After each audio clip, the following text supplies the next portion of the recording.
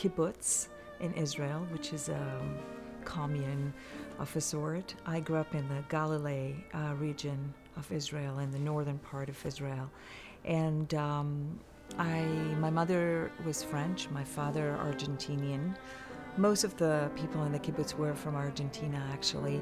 But it was a wonderful artistic community, and everybody started to play an instrument when we were at 6 years old. And I actually started playing a little bit of piano, but then was suggested that I play a string instrument because they did some testing and decided that I had pretty good sense of pitch. And I wanted to play the cello because nobody else did. Everybody started the violin, and I was a rebel from very early on, and wanted something that nobody else had. I also loved the sound of the cello, the sort of range and the deep and the highs, and I was a little girl, and I loved the fact that the cello was big, and I felt like it was protecting me from the world. And so I started to play the cello at that age, and I was very lucky to have been discovered by Isaac Stern when I was 11 years old. There was a wonderful organization in Israel called the America-Israel Culture Foundation that Mr. Stern started.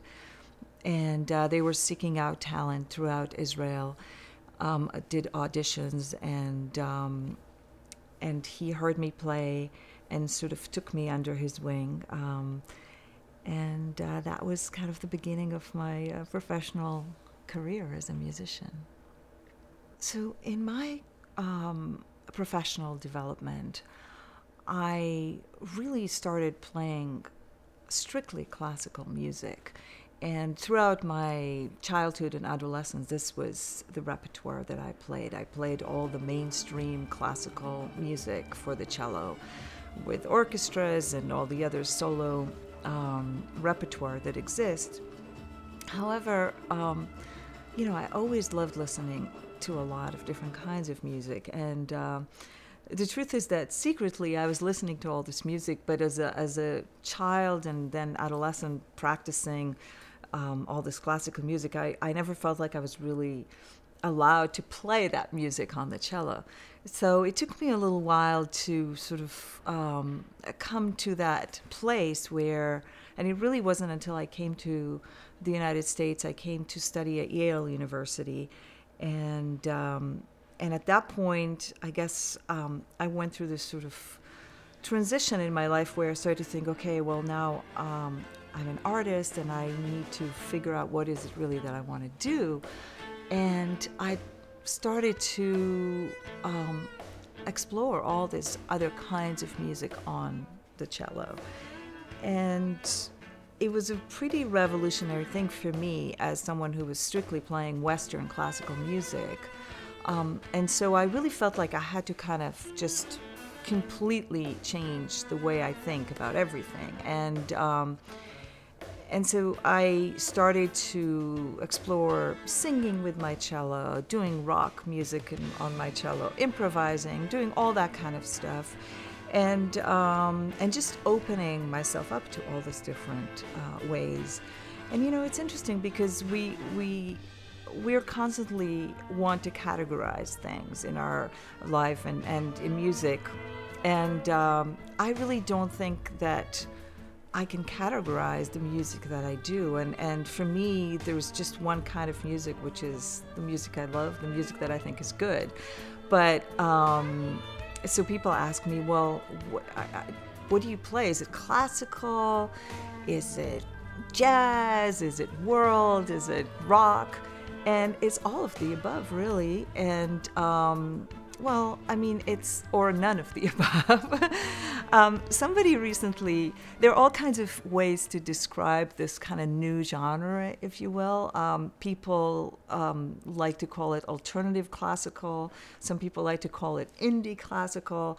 Recently, I heard this new term, which is called non-classical, which is kind of a funny term. But I think what it is that it's a new way, which maybe goes back to the Renaissance, which is that it's I'd like to call it creative performance, but it's certainly, it's music that draws from all this different inspiration, and it has, the grounding of the classical training and background, which is very, very important because it gives it, I think, the ability to really be on a high level. But then it just goes. It's global, and it takes all these different influences.